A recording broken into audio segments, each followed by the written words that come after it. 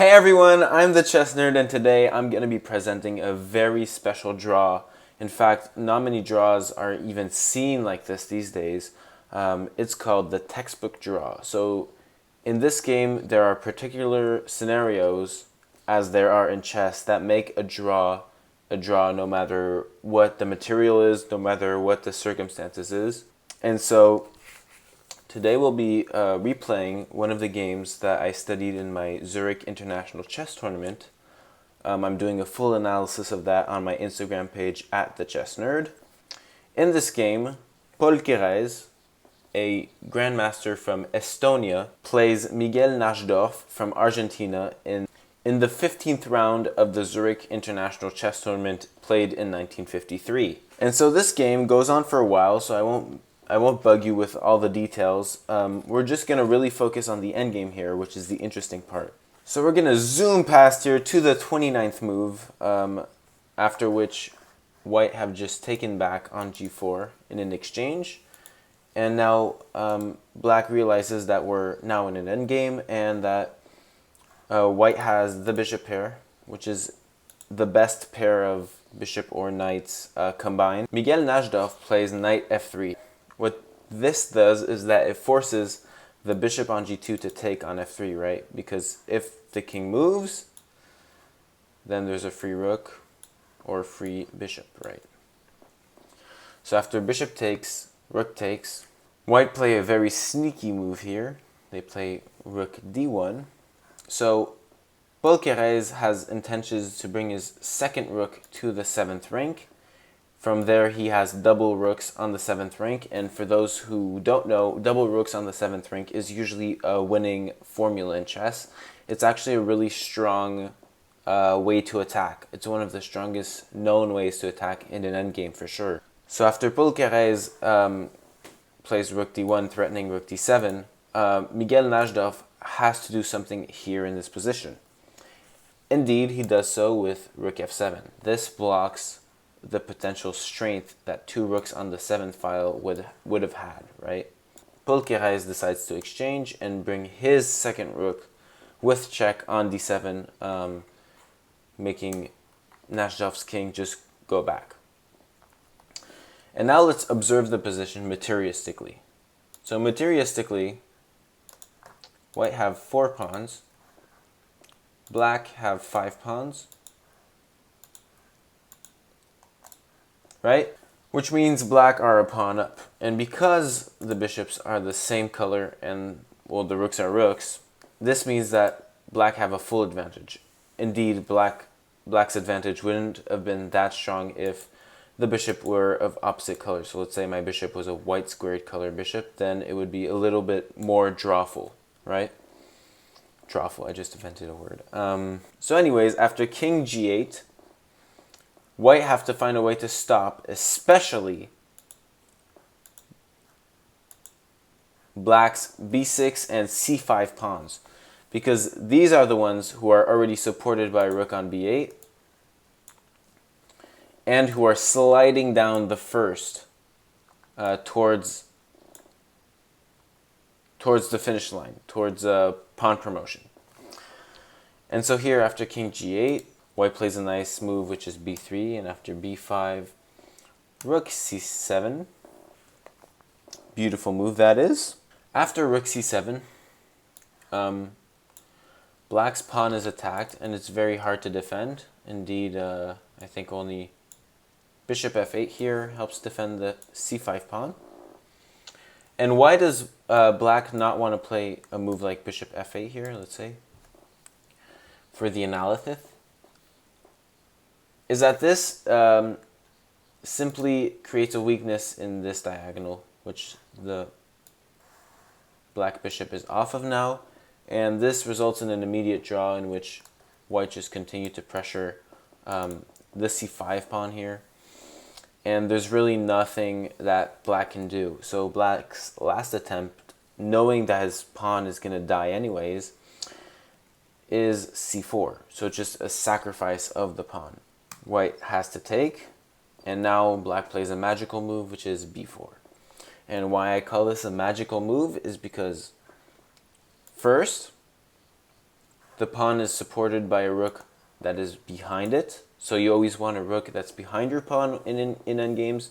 You don't want your rook on b1, for example, because when the pawn arrives on b2, then it will be hard to get the rook out of there. Whereas here, the rook supports the pawn no matter what and does not obstruct its passage towards b1, right? More so, this pawn now has a clear way to the finish line, and this pawn doesn't have a chance to race against this one because the rook is blocking it. So the rook's in front of the white c-pawn, therefore it's not possible to make a winning race out of it.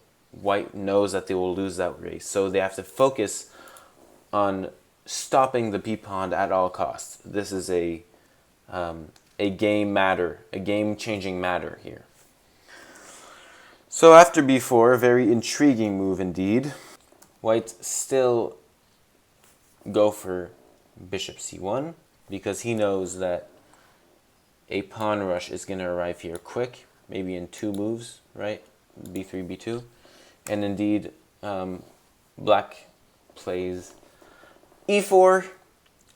The strategy of e4 is to have direct control on the b2 square. This is express. Let's say black make a mistake here and they play b3 to rush it up. Well, then white simply defends with bishop b2. And now e4 does not work because white have rook takes g7 check. Pretty obvious move. So this is why e4 is played immediately. Now the b2 square is covered, and now safe passage for the black pawn here. And so white replied with c5, and after b3, c6. Now I said earlier that white would not be counterattacking with the c-pawn because it's counterintuitive. He will lose the race. Since white has established a precise plan that you'll discover in a few instances, white will not only need his pawn up high, but the pawn will be crucial to the production of this draw that he's creating, right? So after c6, willingly knowing that he's going to have to sacrifice his bishop here on the next move, he does so. And now this is the make or break point for the black pieces. So black has either 2 options. Rook takes b2 or bishop b2 takes b2. Which one would you play and why? I would like to know this in the comments, please, if you're watching and you well, it's true there's a certain question mark to this problem, but just develop a hypothesis saying why you think which piece should take the bishop here. Because in fact, only one piece taking the bishop is correct. The other one is completely draw. And evidently enough, Miguel Najdorf took the bishop with the wrong piece. So he took with the rook. This is an immediate draw. But let's see what would have happened if he would have taken with the bishop. So if bishop takes b2, this wins. White simply play rook d7, and after rook c8, c7, threatening the obvious rook d8 here. Bishop f6 to cover the d8 square. And now king f1. And black has a beautiful plan here with king f8. So what this entails is that if white takes on h7, black can establish closure on the connection between the white rook and its pawn on c7. And if white doesn't take king e2, then black plays simply bishop e7 with the threat of king e8, and then white will have to evacuate his rook from the 7th rank, resulting in a loss of a pawn and eventually the game. So this is winning for black. And so now is the secret sauce, the magic part, where we exploit black taking innocently, you know, with his rook on b2. Why, this is draw. This is draw? Why indeed is this draw? So let's see. White play rook d7 with the intention of having an assured push here on c7, next move. And realize that black do a great have a great plan here. Placing his rook behind the white pawn, which is always how you want to defend a pawn and rook. You want to defend from behind the pawn. This keeps a constant eye on the pawn, and there's no weaknesses with... You have to realize that here in this position, very early still, after rook d7 by Paul Keres, a draw was agreed upon on the next morning after this game was adjourned, so it was paused for the next morning, and both contestants the next morning agreed on a draw immediately on the 41st move, what they looked over the day before, right? So yeah, this is what would have been played. So c7, threatening rook d8. And now this is a questionable one. So black cannot play bishop f6 to defend. I know it seems weird, but this actually loses due to the sacrifice rook d8 check. And then black can't take because white would gain a queen from it. And black can't move his king because c8 queen, and this wins, right? So bishop f6 is not a possibility, and because this threat is imminent, and white are desperately trying to play rook d8 check, that's the key, it's that does check. White have only one true defense here, which is bishop f8. I mean, he could play rook c1 check just to like delay the game a bit longer, but bishop f8 prevents check here, and that prevents white from giving up the protection of their pawn on immediate tempo. So essentially it saves the game.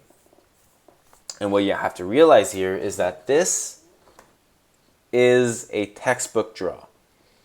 So what does a textbook draw entails? So let's look at every piece here, every functional piece, and see why they can't contribute to the win that is of taking this pawn and winning the game, essentially. So the black king here has low mobility, and let's say if he tries to help himself with a pawn move, well then still has low mobility. I mean, the king cannot move. So the black king can't move, and let's see how the black bishop does. So let's see the black bishop moves.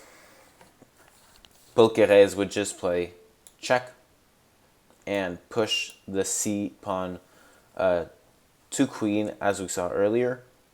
So this wouldn't work either. So for now, black's bishop and black's king are pretty much frozen. So they're immobilized, they can't move. Now let's look at the rook. The rook can't wander around the second rank because there's immediately pawn promotion, right? And so black's rook is stuck on the c file here, which is pretty annoying and does nothing. In fact, black need a rook and at least a bishop or a king to contribute enough pressure to take the c7 pawn, which is a constant threat. Like, that threat is not going away unless white would foolishly push away his rook, right?